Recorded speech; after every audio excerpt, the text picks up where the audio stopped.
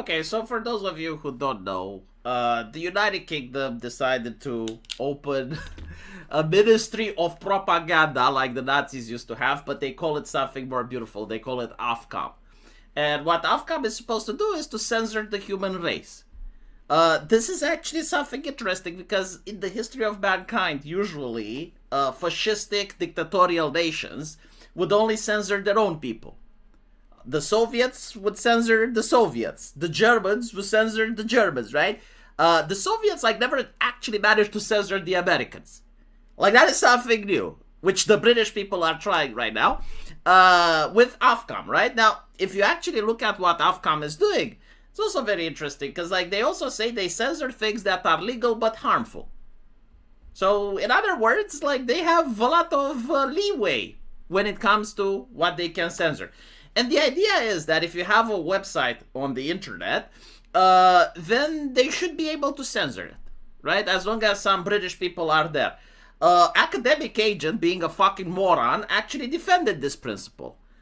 So, in other words, if the BBC is broadcasting, right, as long as a guy from France with a radio can capture the BBC program, then France should be able to censor the United Kingdom, according to Academic Agent brilliant intellect.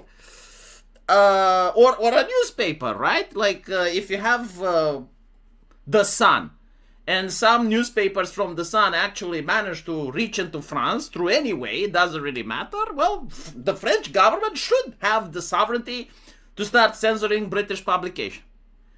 Fucking mental, but okay, right, so, the problem that they're having is that some websites don't want to comply. Most websites do want to comply because the cost of compliance is very high. And so the way they're thinking, especially big social media companies, are this is the cost of doing business, but it guarantees that smaller websites cannot exist. And they can't, right? Because complying with Ofcom's demands is very expensive. And so only the big giants manage. So it guarantees monopoly. But other websites like 4chan, Kiwi Farms, Gab, they told Ofcom to go fuck themselves. And so Ofcom decided to fine them. Interesting, right? They didn't just block the website in the UK. No, they come up with a fine. And so Ofcom is desperate now because they have to enforce this, otherwise they lose face. Otherwise, it would look as if the United Kingdom actually cannot censor the entire human race. And so they really need to get this done. So far, they're using a lot of intimidation tactics.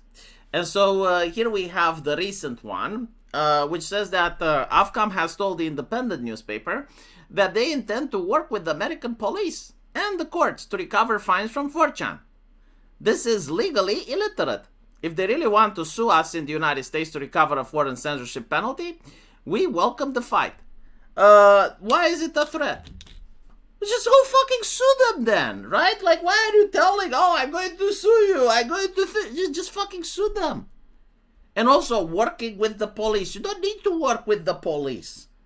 If you sue them in America, and it turns out that you're right, then the American courts are going to seize the assets from 4chan and give them to you.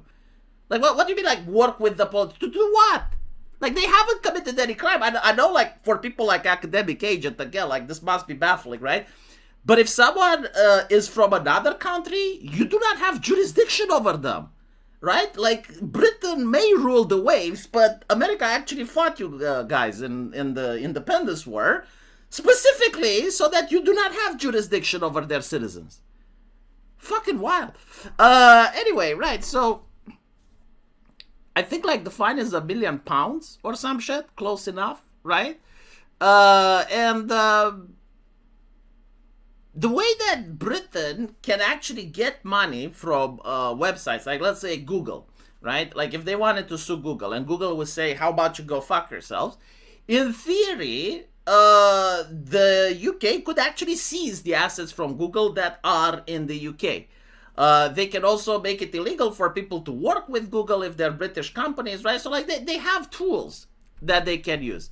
For a website like 4chan, which is small and doesn't have assets in the UK, it's extremely difficult And so, as long as no money is being routed through the United Kingdom, the UK can suck cock.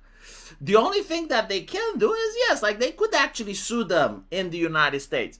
And based on international treaties and whatever understandings exist between the UK and the US, they might potentially win. However, due to the current administration, which Mr. Academic Agent doesn't like, which tell me that the administration must be fucking awesome, right? Because everything that Academic Agent hates is good, and everything he likes is bad. By definition, he is a moral compass, after all. Is informing me that the Trump administration is good. And the reason they're good is because they're not really okay with this fascistic shit. We already had the vice president go to the UK and tell them, well, actually, you shouldn't be able to have your government agency look into the Apple cloud. Because, yes, like the British, the cheeky little shits, they wanted to have the ability to spy on the Apple cloud. Like normally, if you want to look at what someone uploads on the cloud, you need a warrant, right? Like that's the normal way of handling things. Like you have a probable cause, a suspicion, and then you look at what happened, you take it in front of a judge, and the judge gives you a warrant, and you get to spy on the person, right? There are wiretapping laws in civilized nations specifically designed to make sure that normal people aren't surveilled by the government. And the government isn't the alpha and omega in a society. People like Academic Agent probably disagree with this. I don't fucking know. I understand he's from Iran, you know. Maybe they do things differently there. But the idea is that the British government said, you know, like getting warrant is kind of difficult. Why don't we just have a back door? And so every person around the world that uses the Apple cloud, they should have access to. So if you ever uploaded your ID there, Keir Starmer wants to see it. If you ever uploaded your medical records there, Keir Starmer wants to see it. If you ever uploaded your wife tits over there, Keir Starmer wants to see it. And so J.D. Vance said, you know what, maybe not. Maybe he shouldn't see it. And so he went into the UK, had the conversation, and apparently Keir Starmer said, okay, maybe I don't want to see it. But I still want to see the British people, right? So, is Academic Agent married? Does he have a wife with big tits? I don't know, but like if he does, and she uploads on Apple, Keir Starmer wants to see it. I don't think this is going to go well for them, and the fact that they're desperate and they're going to newspapers is telling me that this is not going the way they want. An institution that genuinely has testicles and is certain about things would have just sued already. And I'm going to say, no, like they would have already be doing this. Or maybe they're waiting for midterms, you know? Maybe they're waiting for the Democrats to win. Who knows? But it would be bad for the internet if they manage to win the lawsuit against Kiwi Farms and 4chan. We'll see. Let me know what you guys think. And as usual, we'll see each other in the comment section. Take care.